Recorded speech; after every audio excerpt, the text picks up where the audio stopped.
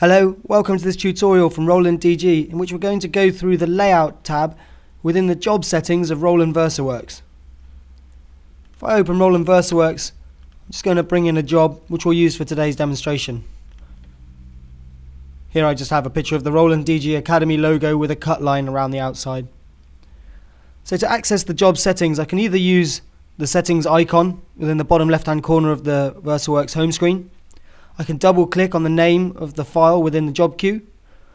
I can double click on either of the preview images up here, or I can go to job settings.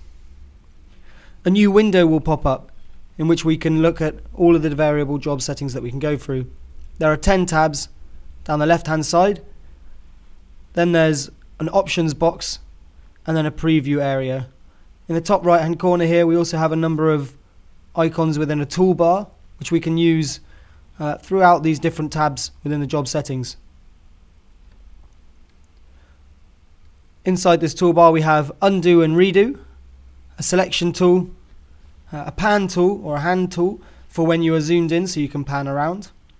We have zoom in and zoom out, in which you can draw a zoom in window or you can click to zoom in a certain degree. We have rearrange tiles and align tiles, which are handy for when you're using the nesting feature, which is covered in another tutorial. We have fit to width and fit to page, which will fit to the width of the preview page within the preview window, or fit to length. And then we have zoom in and zoom out, again by single click buttons. If I use the drag tool, I can actually relocate the image on the page here, and as I said, we have the undo buttons to change that.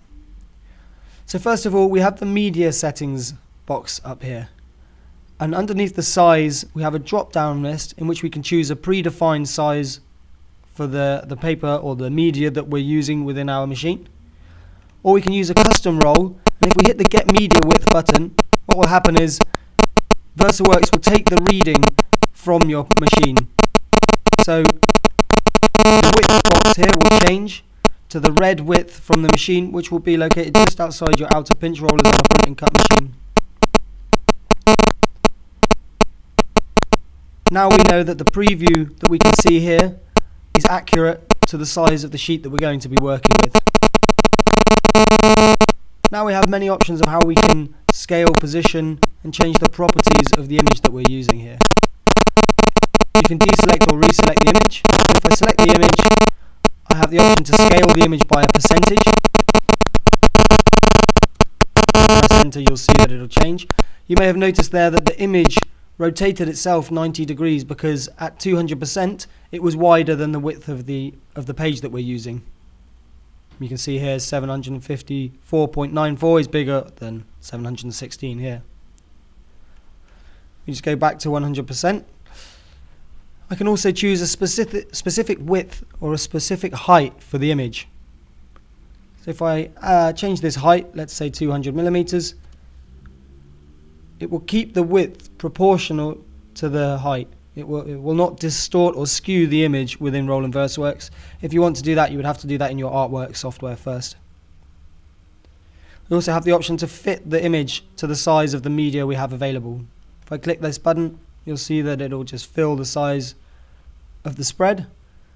Obviously I could make that image go bigger on the paper as well if I just rotated it 90 degrees. That will depend on the orientation of your file. I also have the option to move the image along the X or Y axes. You can either drag manually using your cursor to select the image, hold down the mouse button and then drag,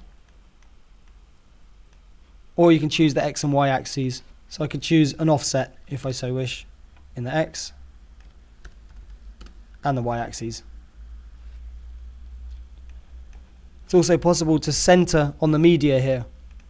This can be particularly handy if you're trying to get the best layout of your image with even leftover media on either side.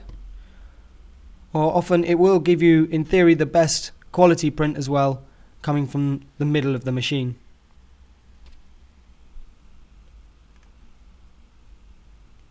Under the print properties box here, we have the copy, in which we can choose the amount that we wish to print of this image.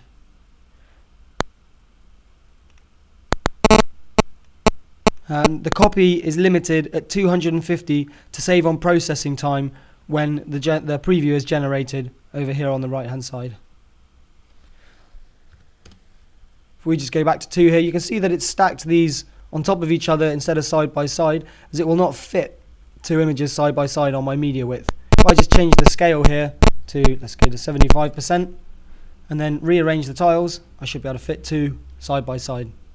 You can then obviously play with the width and the height or the scale in order to fit with a better arrangement within your page. So I may wish to go a little bit larger to make the most of the space that I have available on my page. If I imported a PDF, for instance, with multiple pages, the page range box here would become active, and you can choose if you wish to print the whole range or whether you just wish to select a certain number of pages within that range. The tile spacing here is a default at 4 mm, and you can increase or decrease this as you wish. Sometimes it's nice to have a larger space between your images if you're going to be trimming by hand afterwards.